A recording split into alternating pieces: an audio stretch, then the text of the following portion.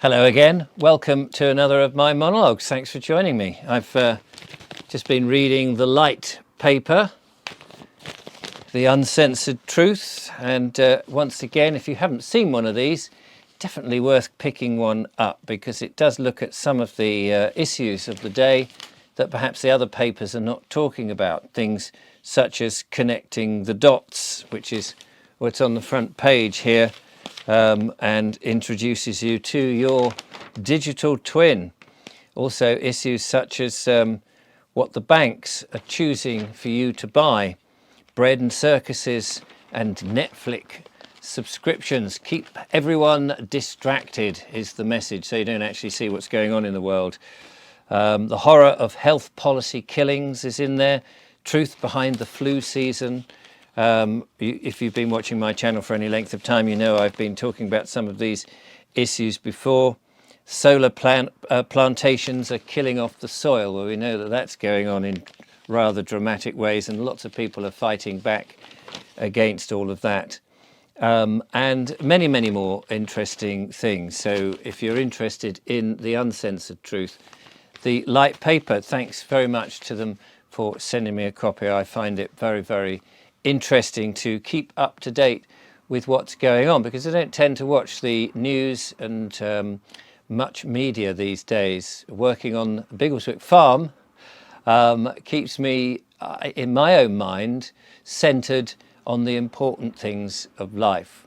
Now, in the videos recently, you'll know that I've been looking and exploring a little bit at some of the sort of metaphysical stuff. And today I want to talk about something which some people may find a bit difficult to comprehend or think that it's a bit too woo-woo. And that's fine. You don't have to watch, of course, and you can have your own opinions on this.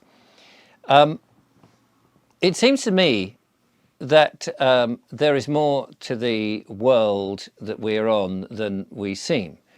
I've spoken about the fact that if you go into deep meditation and you take away your thoughts, your body, your mind, and things like that, you end up realizing that actually there is very little out there. It's just you. You are. You exist, you be. And I was looking at the purpose of life the other day, and the purpose of life seems to me to be thriving and to be happy, not to be under the thumb, not to be angst, not to be worried about things, not to be struggling, of course, but we don't seem to be in that situation. I mean, the world seems to be going to hell in a handcart very rapidly.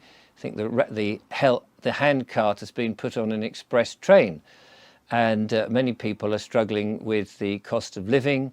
We know the government itself is really showing how not to be a government. It doesn't seem to listen to the people. The MPs don't seem to listen to people. It's a very top-down system. And in many ways, I think a lot of people would agree that actually, if we didn't have a government, we'd all probably get on much better. After all, it's these people in authority are the ones that make us do things that we don't really want to do, such as go to war, kill people, those sort of things. They mandate vaccines, don't they? They enforce laws that nobody's actually asked for. And we find ourselves under the auspices of councils, which once was a public authority, but now seems to be run by corporations who act like the mafia and say, well, just to sit in a house from shelter, you have to pay us, regardless of the fact that you've paid for the house yourself. And so the world does seem to be a very strange place. And I do wonder if actually, if it's not us, ourselves, that are creating this. Now, that may sound very strange to you because you may say, well, these are outside influences.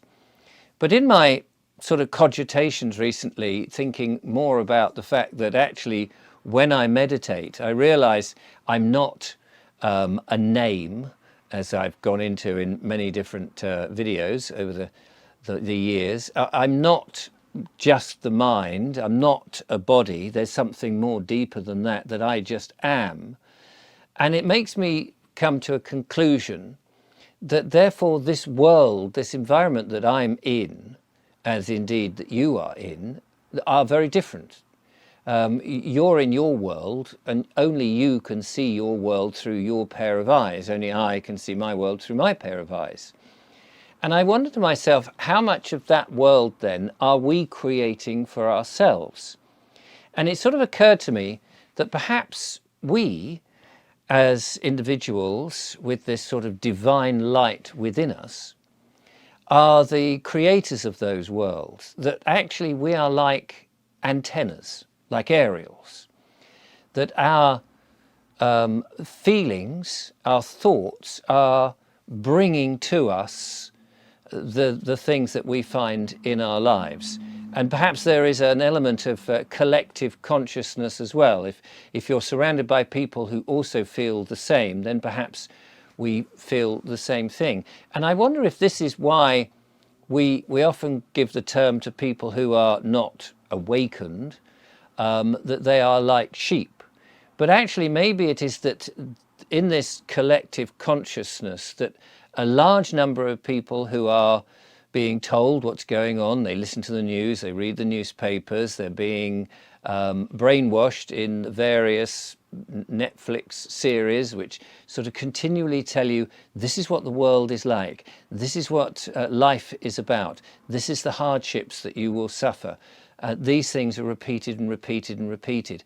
And I wonder if that is actually us producing those things from those influences. Now, my father, when he was alive, he used to make aerials. And an aerial, of course, it can either be used to transmit a signal or receive a signal. And we're told that the world, actually, when you look at it under electron microscopes, is not a solid place, but actually everything is moving at rapid speeds to create the illusion of solid objects. So a table isn't really a solid object, but it is a series of atoms and protons and neurons or whatever they are that speed around at a certain speed to create a solid object. And so what makes those things hold together? Well, I don't really know. It's not my area of expertise by any means. So this got me thinking that actually perhaps we are in more control of the world that we perceive than we realise. And of course we've been brought up to believe that everything is external, that everything is outside of us, and that circumstances control us. But is that really true? I'm beginning to wonder now whether actually we are the ones that control the environment that we find ourselves in, you know, the world that we individually see for ourselves and create. Because everybody's world is different. I have a perception of things, you have a different perception of things. Sometimes we can agree on certain things, and often we probably disagree. And you may well be disagreeing with me now, shaking your head and thinking this bloke is mad. But that doesn't change what my world perception and understanding is, and it doesn't necessarily change yours. But are we creating these ourselves? And are we going about doing this the wrong way? Feeling that everything is external, that actually the internal, that going within, that creating the universe that we have within that is reflected outwards is under our control. And if so, how does one go about understanding that or even changing that? I feel that we have been distracted many times, just as it said in the light paper, with various things. We're continually being distracted and told things about ourselves that may not be true. The legal fiction being one of those, a name that's created by the state that is attached to us. But I know I'm not a name. I'm more than that. I am a soul. I cannot understand and fully comprehend what that means other than that I am and that I have this awareness. Now, is it that this aerial, and it seems to me that if everything is vibrational and we are vibrating at the right frequencies, we can actually change and create a much better world for us, that thriving and the being happy and the reason that we're here should be more under our individual control than the haphazard world that we see, that is being manipulated by perhaps those that would rather keep us down and keep us in boxes. To me, it's about expanding the mind and realizing that actually the metaverse, if that's what it's called, is probably a hell of a lot more powerful than we realize. But breaking those chains, those ties that have us thinking in a very particular way, which I think starts with our parents and then goes into the schooling system and then, of course, the governance of the world, that we're all led that this is the only way to perceive things. But don't you ever feel that you need to question what has been told to us, that things are perhaps not quite the way we see them? Perhaps using our emotions in a positive way, that we are able to change things. You hear people talking about manifestation, and a lot of people go, well, that's just woo-woo rubbish. And maybe it is. I'm not saying it isn't. I'm not saying it isn't, but you do hear people do that.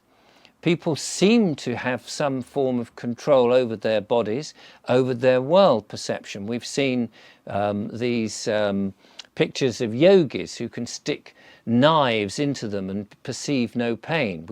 We hear of miracle cures. We hear of people doing all sorts of incredible things in the health region. Once we change our perception of what is possible. So what I'm really trying to say is that is our thoughts about what is possible being governed and controlled by outside forces so that we are not as powerful as perhaps we ought to be?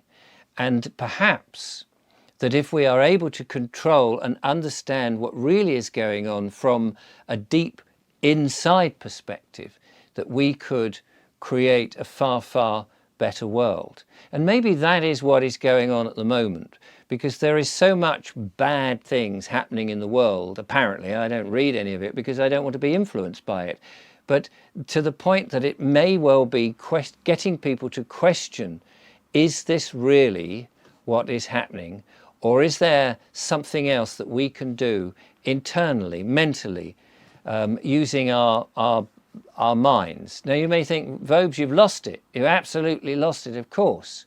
But perhaps there are a few of you out there who also feel the same way, that there is something more to this life than what we're being told. And I think that is an area that is worth exploring, because what have we got to lose? The world at the moment, as I say, is heading in a not a pleasant way. And if there is a different way of looking at this, then maybe we should be taking our resources and looking into that to improve the world that we find ourselves in. Just a thought, maybe rubbish, but I thought I'd present it to you today. Thank you so much for watching.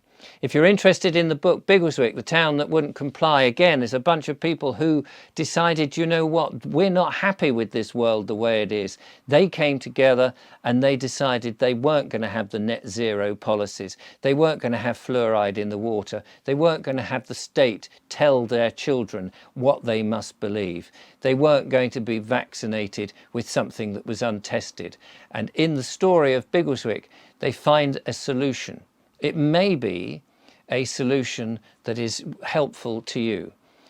Do email me, richard@vobes.com, and I will tell you how you can buy a copy of my book. You may find it interesting. You may just find it not interesting at all.